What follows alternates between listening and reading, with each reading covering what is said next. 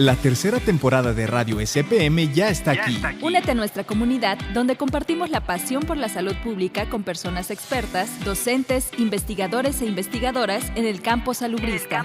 Descubre historias, celebra logros, conoce proyectos y adquiere nuevos conocimientos. Súmate a través de nuestras plataformas Facebook Live, YouTube y Spotify.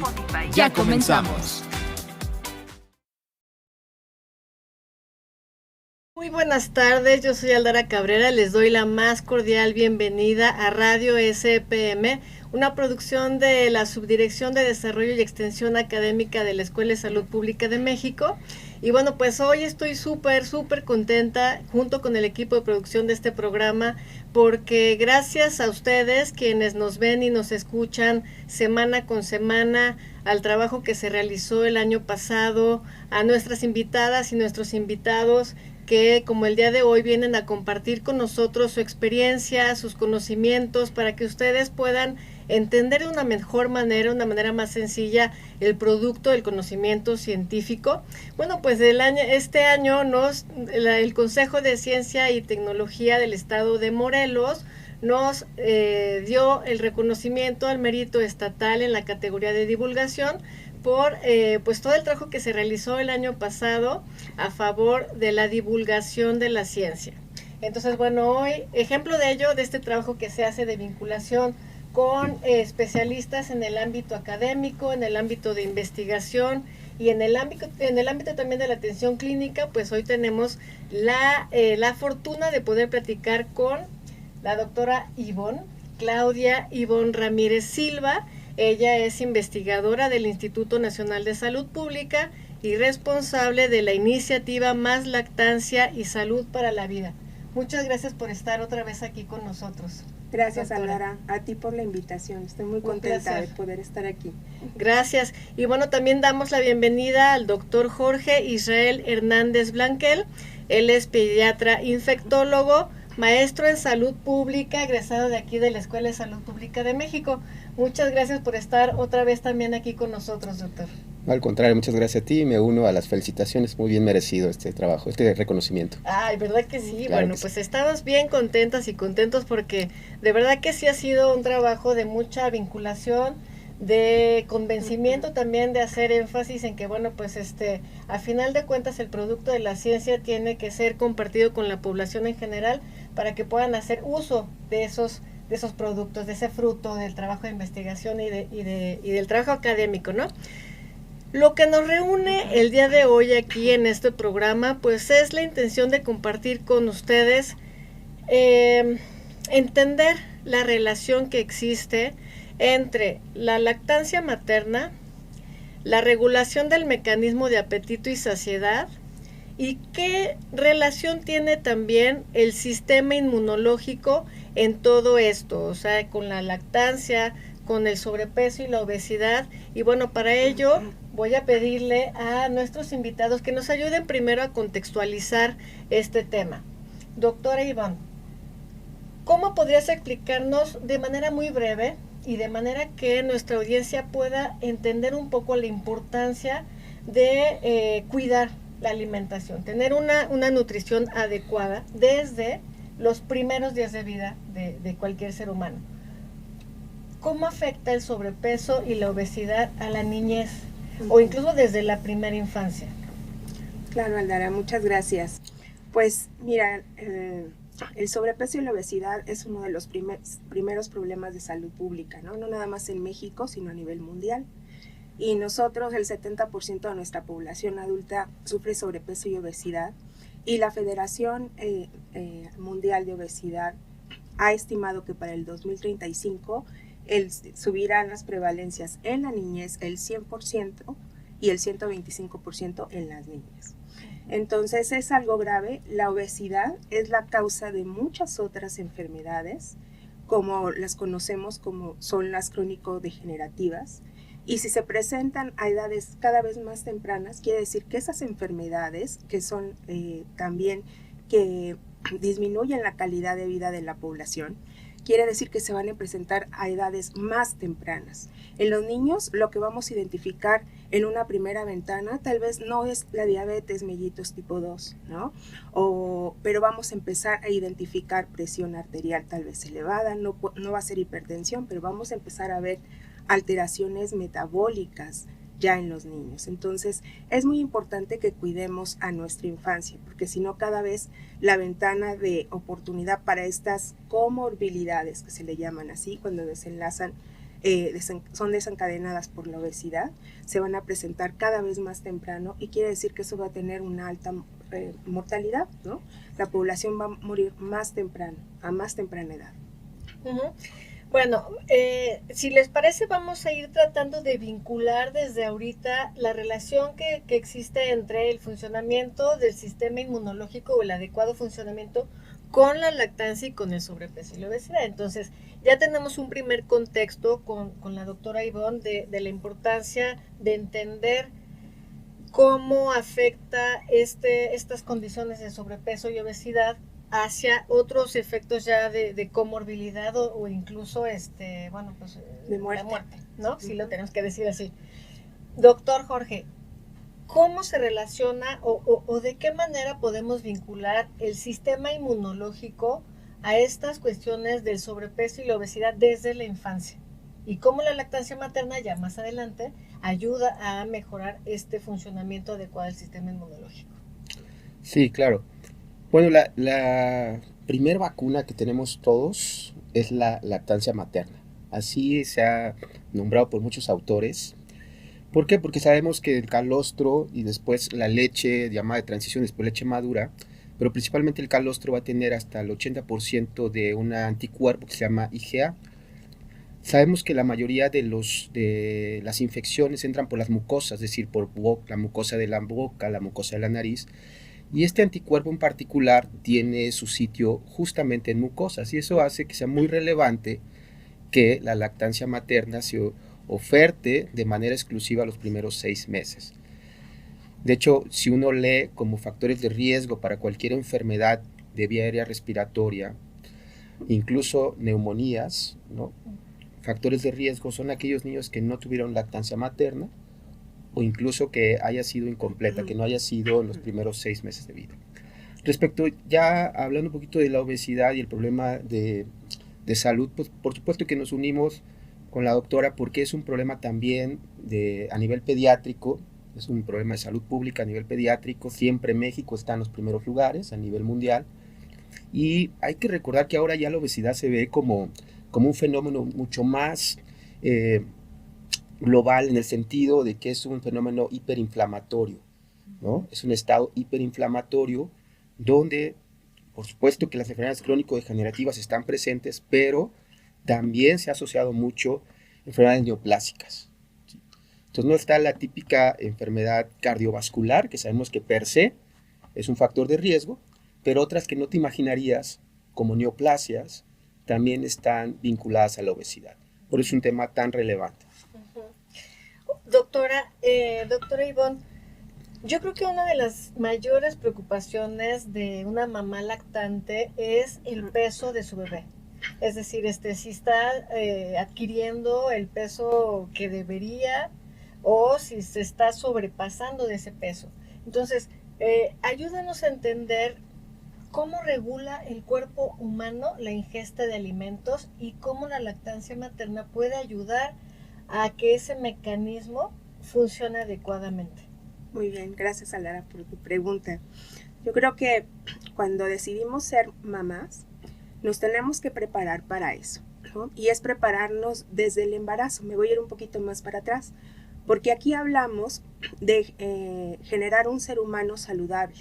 Y para generar un ser humano saludable, nosotros también, como mamás, necesitamos ofrecer un cuerpo saludable. ¿Qué quiere decir? Que tenga buena nutrición y buena alimentación.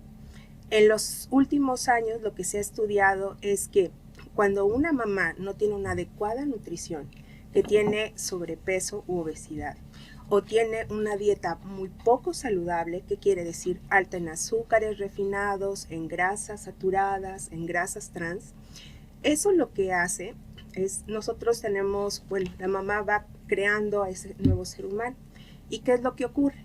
se ha identificado en estudios animales que lo que ocurre cuando se va formando, se va haciendo esta parte en el cerebro que se llama el hipotálamo. Y el hipotálamo tiene la característica de ser el centro regulador del apetito y la saciedad. ¿Y qué es lo que ocurre? Existe un problema en cómo se va a generar eso. Cuando estas mujeres no tienen un estado de nutrición adecuado, entonces se programa el hipotálamo del niño a tener una, llamémosle, desregulación del mecanismo de apetito y saciedad.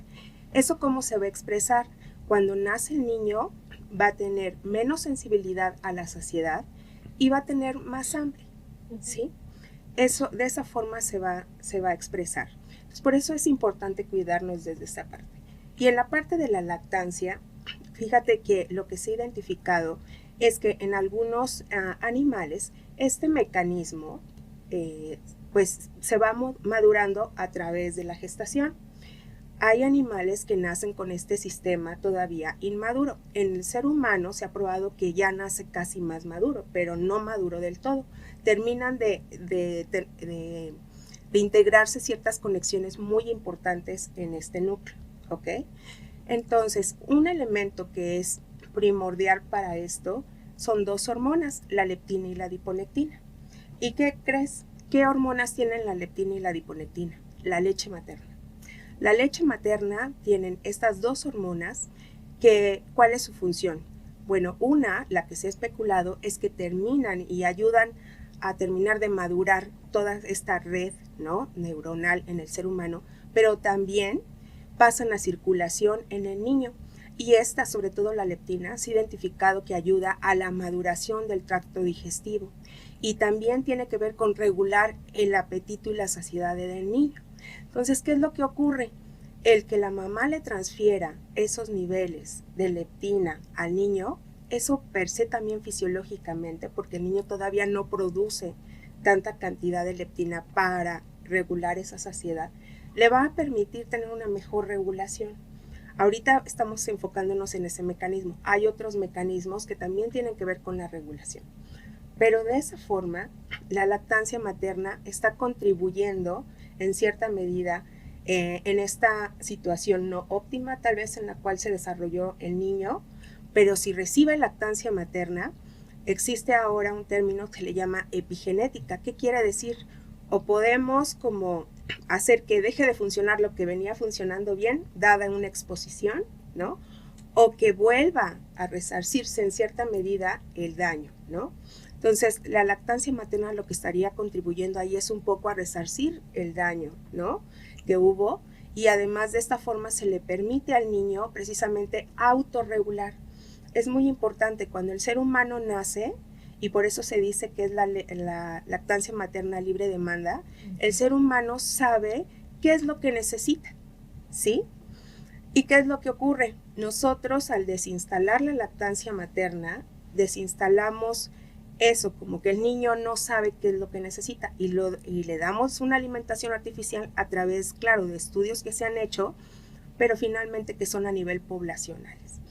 Entonces, en la lactancia materna se construye el binomio perfecto, que es la mamá y el niño, y la mamá va a producir la cantidad y la calidad de leche específica que el niño necesita. Tengo una pregunta que seguro muchas mamás están ahí preguntando. Yo me la hice cuando me tocó amamantar. Y era esto, la leche que nosotras producimos y que nos ayuda a producir el bebé, la bebé, no es la misma durante el periodo de lactancia, ¿correcto? O sea, va cambiando la consistencia, la constitución de la leche. Entonces, platíquenos un poco sobre esto para que a lo mejor podamos entender que efectivamente, bueno, si yo le doy los primeros 6 meses de lactancia materna exclusiva, va a recibir un beneficio, pero si la bebé o el bebé quieren, se prolonga la lactancia, van a recibir otro tipo de elementos químicos en la leche materna, ¿no?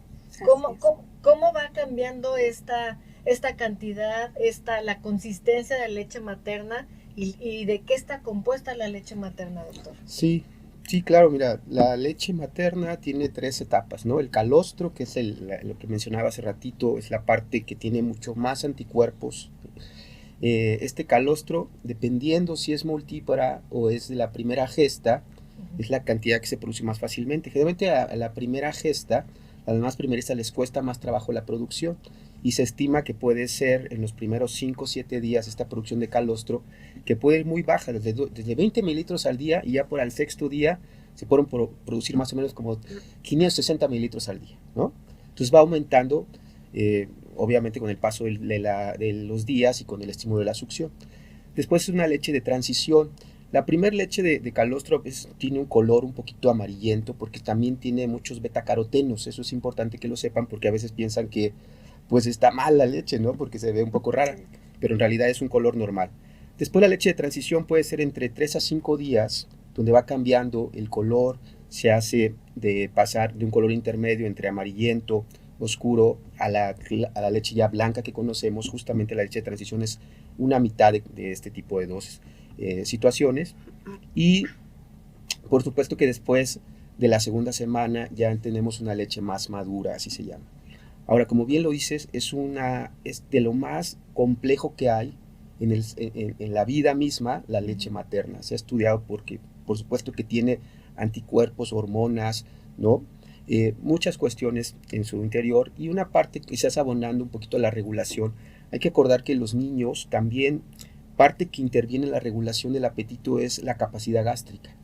El niño, conforme va creciendo, los primeros días tiene la capacidad gástrica como si fuera una ciruela. Imagínate qué pequeñito es, ¿no?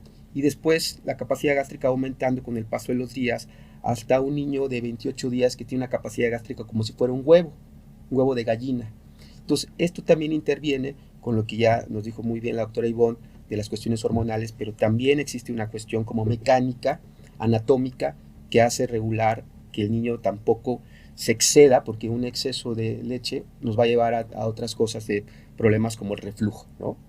Entonces, eso ya es otro tema, pero sí recordar que existen estas dos vertientes. Pero en este caso, por ejemplo, para que nos quede claro este concepto de a libre demanda, yo como lo entiendo es que, bueno, si tú pasas de la leche materna a las famosas fórmulas lácteas, tú vas, el adulto, la persona cuidadora, la mamá, va estableciendo unos horarios, ¿no? Que a lo mejor para el bebé en ese momento pues no tiene hambre y bueno, sí, hay que comer, ¿no? Y en cambio, si tú das a libre demanda leche materna, los bebés por sí mismos o por sí mismas pues van a comer lo que necesitan, lo que quieren.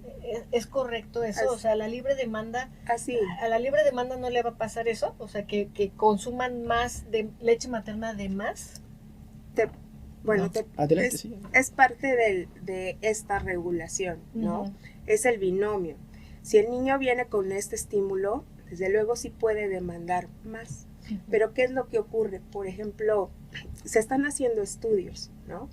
Lo que se ha identificado es que las mamás que tienen sobrepeso y obesidad y que amamantaron a sus crías, las crías tienen menor riesgo después de desarrollar sobrepeso y obesidad.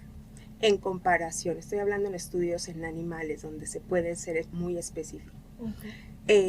Las mamás que no amamantan a sus hijos y que tienen sobrepeso y obesidad y que no es amamantado la cría, tienen mucho mayor riesgo de desarrollar. De propensión. Entonces, ¿qué es lo que ocurre? El ser humano determina su necesidad, la capacidad, ¿no? Entonces, y otra parte muy importante aquí en esta línea de apetito y saciedad, que es más conductual, tiene que ver precisamente con lo que aprende la mamá. Primero, la mamá aprende a identificar, porque es la cuestión innata, porque es la única comunicación que tiene con el niño, de leer cuándo tiene hambre y cuándo ya está saciado. En el acto de amamantar, el niño es el que determina y define cuándo quiere alimentarse. En la otra forma de alimentación, la mamá es la que decide cuánto va a tomar y cada cuándo lo va a hacer. Y ahí estamos saboteando en cierta medida, precisamente de forma innata, este efecto de regulación de apetito y saciedad del niño. Entonces, claro, a veces a libre demanda, pues sí, es como un reloj, es un binomio, como cuando acabas de conocer a una persona que te va sincronizando. Lo mismo también pasa con el bebé y con la mamá. En la medida de que se van sincronizando, van mejorando la regularidad, ¿no? También tiene que ver el hecho de la cantidad de producción de leche que puede tener la mamá, ¿sí? Y de eso va a depender la demanda del niño. Entonces es como todo un binomio y nosotros no podemos medir cuánta leche produce una mamá. A lo mejor tú has escuchado de las tetadas. Una tetada puede ser de un seno materno y hay niños cuando se alimentan cada vez, si la mamá produce la cantidad suficiente, como dice el doctor, va a demandar nada más eso, entonces va a tomar de un seno materno y a la siguiente después del otro. Pero hay mamás que a lo mejor no, entonces va a tomar un niño de uno y del otro, ¿ok? Entonces, por eso es lo que se promueve más. Ahorita que está comentando esta cuestión de la cantidad de leche materna que produce una mamá, me parece haber escuchado ya en conferencias, en el programa anterior que tuvimos también con usted, esta cuestión de que a veces puede resultar una limitante o una preocupación para las mamás decir, híjole, es que yo estoy produciendo muy poquita leche, ¿no? Con el consejo o con la recomendación de incluso de algunos pediatras, les dicen, bueno, complementa la alimentación de la bebé o el bebé con fórmulas lácteas.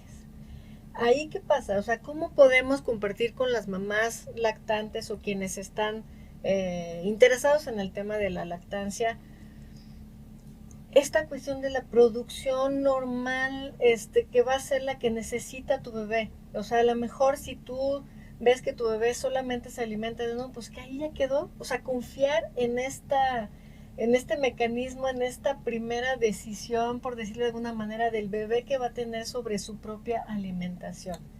Sí. Platícanos, doctor. Bueno, has dicho una palabra clave que es confiar, ¿no? Confiar en el proceso. Recordar que un bebé, un recién nacido, se puede alimentar cada 2 o 3 horas, ¿no? Y claro que es una preocupación muy normal y se ve en los consultorios, incluso también en las instituciones públicas, que te dice la mamá no está produciendo leche, ¿no? Y te piden que prácticamente les des la fórmula porque la mamá no produce leche. Lo que nosotros tenemos que hacer como pediatras es primero fomentar la lactancia a toda costa, por arriba de una decisión rápida de decir tal fórmula y ya se acabó el problema. En realidad lo que se tiene que evaluar es justamente todo el fenómeno que hay alrededor de la lactancia materna, que ya pues es un tema que incluso vale la pena para otra entrevista, que es toda la técnica de alimentación.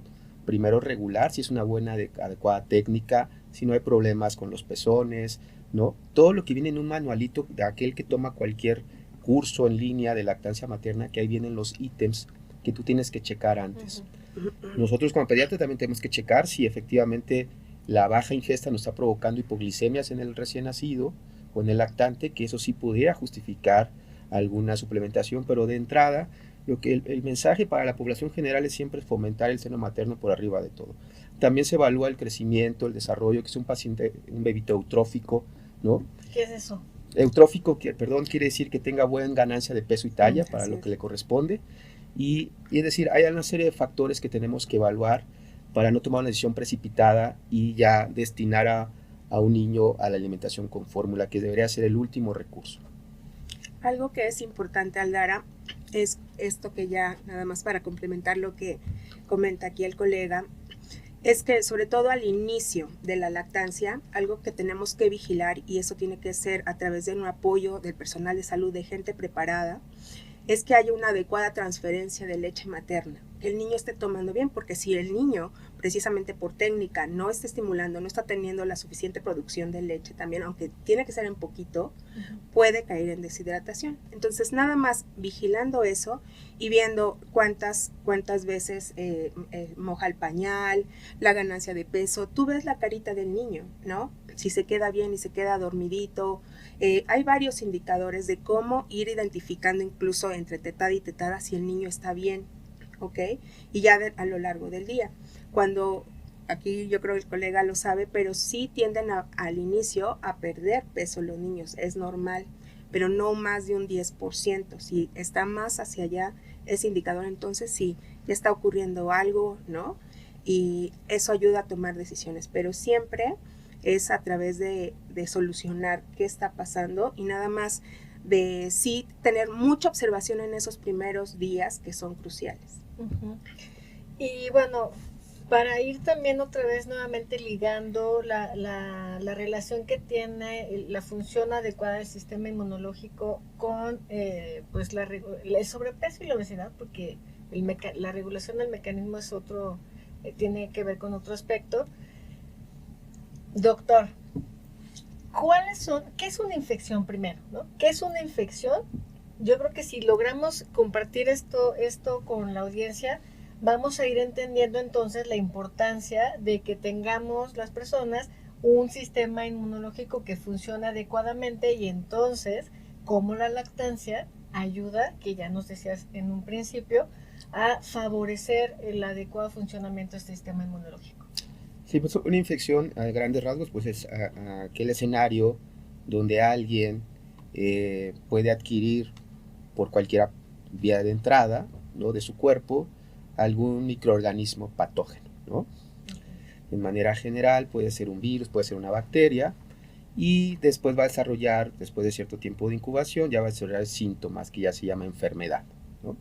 Entonces, por supuesto que la relevancia de la alimentación con el seno materno es lo que mencionaba, la transferencia pasiva de este anticuerpo IgA, que justamente está en los anticuerpos, está en las mucosas, y forma parte y estimula tejidos linfoideos asociados a, quiere decir que pueden estar estimulando el tejido linfoideo para la producción también de células de defensa en diferentes sitios del cuerpo, incluyendo el mismo intestino, ¿sí?, que en la madre se llama eje enteromamario, y a diferentes niveles también del cuerpo, ¿no? Entonces, por eso es de lo más relevante y se dice, digamos, de manera coloquial que un niño que no se alimentó de forma exclusiva va a ser un niño más enfermizo que un niño que sí se alimentó. Aunque la OMS ha sugerido la lactancia hasta los 2 años, ¿sí?, pero la lactancia exclusiva, sin otra cosa más de los 6 meses, es un factor protector muy alto, muy importante en un niño sano. Es una cuestión de paciencia, pienso yo. O sea, cuando hablamos de lactancia materna, hay que hablar también de paciencia, ¿no? Porque efectivamente, bueno, pues como mamá te requiere tiempo, disponibilidad, etcétera, pero también estos efectos que por ahí a lo mejor algunas personas puedan decir, bueno, pero pues no se ve, yo no sé, ¿no? Mi hijo no está amamantado y está súper bien. Bueno, hay que ir viendo a lo largo en las diferentes etapas de la vida cómo se ve o sea, cuál es la repercusión de esta ausencia de lactancia materna exclusiva o de una lactancia que a lo mejor no fue en la práctica más adecuada, ¿no?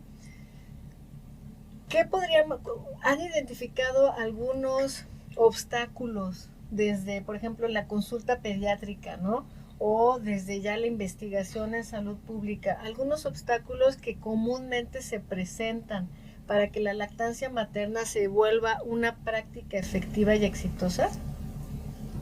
Pues sí, Aldara. Muchos, ¿verdad? La lista es larga. La lista es muy amplia, ¿no? Pero los hay de que mayor frecuencia has visto y que podamos a lo mejor darles algunas alternativas a quienes nos están viendo para evitar esos obstáculos, ¿no? Pues el más importante, y es a nivel del individuo, porque vamos como por niveles, va desde el de individuo hasta lo político. Por eso es la complejidad, ¿no?, del tema. De lo individual, esto que tú hablas, ¿no?, que todas las mamás, yo también como mamá, por eso lo entiendo, que uno percibe que no estoy produciendo la suficiente cantidad de leche, ¿cierto? Yo creo que partimos mucho de la información. Ese es uno de los grandes mitos. Y sobre todo porque muchas veces tal vez uno lo puedes estar sintiendo, tú percibiendo, cuando llora el niño, porque pensamos que un niño también nada más llora. Son los mitos que se hacen alrededor de eso. Hay mucha presión para que cuando un niño llora, hay que callarlo de cualquier forma. Y la primera que se nos ocurre es, tiene hambre. Si no tiene hambre, entonces está ya pipiado, se siente incómodo. Pero hay un montón de otras formas por las cuales los niños lloran. Entonces, en la medida que tengamos ese contexto y también en la medida que, como ya comentaba el colega, sepamos qué cantidad de leche necesita realmente producir la mamá. En los primeros días, la cantidad de leche que el niño necesita, que incluso es el calostro, son mililitros, es poquito. Entonces, pero de repente el mismo personal de salud o la misma gente a nuestro alrededor va sumando y haciendo más grande esa inseguridad. Es que solamente eso va a tomar. El estómago del bebé es del tamaño de una uva, ¿sí? Entonces sí, es sumamente pequeño, necesita poquita cantidad. Pero al percibir que si me dan a mí un sacaleche y me dan un tazón así, es como si yo lo tengo que llenar, bueno, voy a empezar a sentir, y además el niño llora y todo el mundo me dice. Entonces, sí, es de paciencia, es de entender al nuevo ser humano, es de checar muchos de estos aspectos que se pueden entender que son como mitos, y también que a veces nosotros como personal de salud incurrimos, nuestra desinformación hace que las mamás les generemos mayor, ¿no?, inseguridad a las mamás al decirles, no, es que usted cuántas veces ya lo amamantó, no, pues cada 2 horas, no, pues lo tiene que amamantar se tiene que aguantar más el niño, cada 3, entonces quiere decir que no lo está alimentando bien porque le está pidiendo antes, ¿no? Uh-huh. Como este tipo de cosas, si un pediatra no está formado en lactancia materna, pues va generando y va generando inseguridad en la mamá y en los demás. Lo que quieren es tener un ser humano saludable, ¿no? Uh-huh. Entonces sí existe un poco de presión en esta parte, y eso es en lo individual. Uh-huh. Entonces, y también la mamá, al caer en angustia, este es un proceso. Uno necesita estar relajada para producir de manera adecuada leche. Si uno está estresado, eso es como antiproducción de leche. Entonces, hay muchos factores por los cuales, sobre todo una mamá primeriza, puede estar estresada y no produce leche. Además, por ejemplo, si fue cesárea, hay otras cuantas características, ¿no? Que a veces eso no contribuye, pero hay una forma de cómo atenderlo, siempre y cuando se tomen las medidas pertinentes. Doctora, antes de pasar con el doctor Jorge, ¿dónde podemos consultar? Yo recuerdo, en mi caso lo comparto porque suele ser también un obstáculo importante cuando las mamás lactantes se enferman, te dicen que no puedes tomar prácticamente ningún medicamento, uh-huh, porque se va a pasar por la leche y no sé qué. En mi caso, yo quería seguir amamantando, tuve una enfermedad, me dieron unos medicamentos, me recetaron unos medicamentos que supuestamente pasaban por la leche y le hacían daño, entonces yo tenía que cortar la lactancia en ese momento. Y gracias a la vida, yo estaba aquí en el Instituto Nacional de Salud Pública, me asesoré con una investigadora y me dijo, a ver, no, espérame, está esta aplicación donde tú puedes entrar y pones el nombre del medicamento y así te dice con un semaforito si es de uh-huh, bajo riesgo, de 0 riesgo o de mucho riesgo. Así es. Entonces, y resultó que yo no me tenía que pasar las gripes ni los dolores de nada, o sea, podía tomar muchos medicamentos, claro, siempre vigilando este semáforo, y bueno, ahí ya hay un obstáculo que podemos sortear, uh-huh, informándonos. Sí que vale la pena querer amamantar primero, sí, y si tú quieres amamantar, entonces vas a buscar las fuentes de información más adecuadas. ¿Cuáles nos podrías recomendar? Pues, por ejemplo, nosotros como el instituto que nos consulten, nosotros ya estamos trabajando en esta parte como para tener infografías, información para la población, para los diferentes, ¿no? Los tomadores de decisiones, la población. Nosotros estamos armando una página en la cual vamos a tener como links para que mandar a la población a links, pero de información confiable, ¿no? A las asociaciones, por ejemplo, a CLAM, que es la Asociación de Consultores en Lactancia, ¿no? Uh-huh. PROLAM, en nosotros como instituto. Entonces, porque también hay mucha desinformación, hay mucha gente que aprovecha esto y tiene links, pero de desinformación para las mamás, ¿no? Y es una etapa crucial de decisión vital, y eso determina el sí la lactancia o la no lactancia.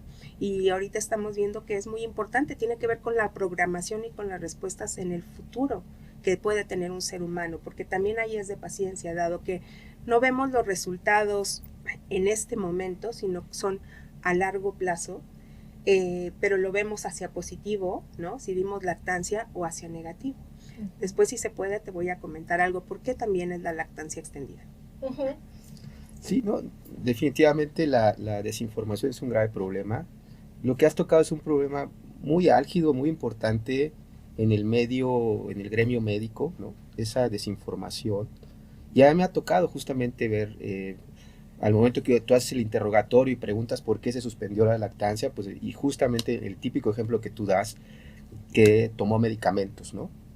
Pero sabemos, estas ligas son muy adecuadas, pero cualquier vademecum viene una sección donde viene lactancia y ahí te dice la categoría, ¿no? Generalmente uno, digo, cualquier médico que lo tenga ahí a la mano, si obviamente no podemos recordar con exactitud la mayoría de los medicamentos, pero eso es muy común. Y a nivel institucional, lo que decías, se tiene que obligar a todas las personas que están en contacto con mujeres amamantando, un curso institucional avalado por organizaciones internacionales o locales que te digan que tienes los conocimientos suficientes para dar la orientación, porque mucho de esto es simple consejería, ¿no? Y visualizar obviamente el proceso de la alimentación, en ese momento ver y detectar errores, pero sí creo que hay un hueco que se debe de mejorar, una ventana de oportunidad en políticas de salud pública con todos los prestadores de servicio de salud, que vayan a tener contacto con una mujer embarazada y que vaya a dar lactancia. Apreciadísimos invitados, a manera de cierre, doctora Ivonne, doctor Jorge, un brevísimo resumen un recordatorio de todo lo que platicamos hoy acerca de la importancia de la lactancia materna para prevenir el riesgo de sobrepeso y obesidad en la infancia y a lo largo de la vida. Pues que la lactancia materna la vean como es el primer alimento, y es el primer alimento natural. Las otras opciones de lactancia, eso no es un alimento, ese es un producto, y de hecho es un producto ultraprocesado. Entonces, como primera parte, nosotros como padres siempre queremos dar lo mejor a nuestros hijos. Y el tener la posibilidad o el esforzarnos en tratar de dar lactancia materna a nuestros hijos, eso les va a dar un legado para tener una buena salud, una mejor salud. También quisiera hacer énfasis que es un derecho la lactancia materna, pero también es una decisión de las mujeres. Y las mujeres hoy en día tenemos el papel bien difícil de decidir, ¿no? Y es muy importante, como ya mencionamos, documentarnos bien, porque las mujeres tenemos derecho, sí, de decidir si amamantamos o no, pero tenemos también que tomar esa decisión con base en información adecuada y fidedigna, y que nos digan los riesgos que existen a la salud de nuestros niños y de estado de nutrición de si no se brinda la lactancia materna. Entonces, sí nos preocupemos por informarnos bien para tomar la mejor decisión para nosotros, también porque repercute en la salud de la mujer y de nuestros hijos. Doctor Jorge.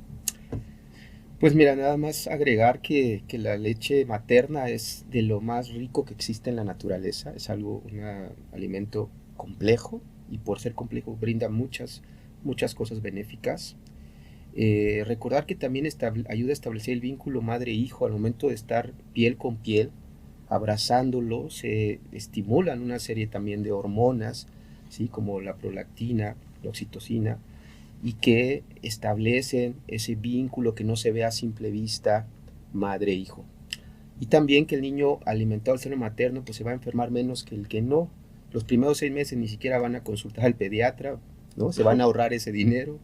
Y si llegan a tener después, porque baja la cantidad de anticuerpos de IgA, si después van a tener infecciones, van a ser de lo más banales, ¿sí? Y que afortunadamente no van a ocupar un internamiento, ¿no? Entonces, promover ante todo, si algún doctor tiene dudas, si necesita, si hay que contraindicar y eso, primero hay que leer y hay que dar el medicamento que menos contraindique la lactancia materna en la mujer, para que no favorezcamos este tipo de falsas contraindicaciones. Uh-huh.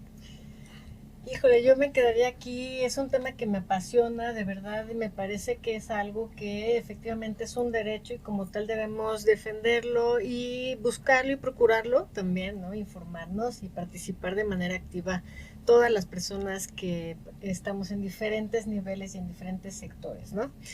Vamos a tener que dar por concluida esta sesión, esta emisión. Espero que la hayan disfrutado porque realmente fue una plática muy disfrutable.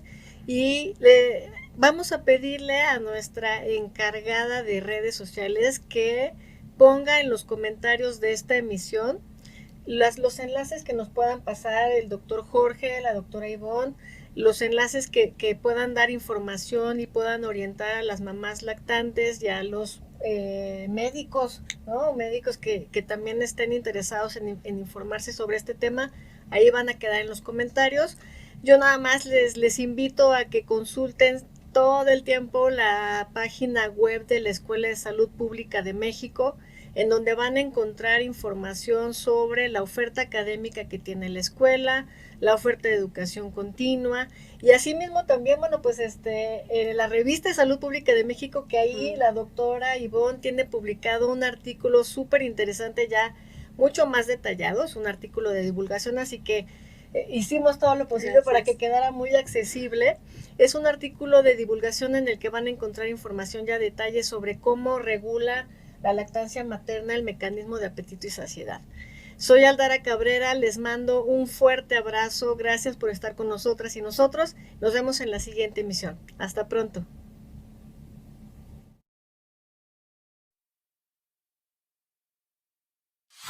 Hemos finalizado Radio CPM, un programa presentado por el Instituto Nacional de Salud Pública y la Escuela de Salud Pública de México a través de la Subdirección de Desarrollo y Extensión Académica. Síguenos on demand a través de Spotify, Facebook y YouTube. Somos Radio CPM, acreedores del reconocimiento al Mérito Estatal de Investigación 2023.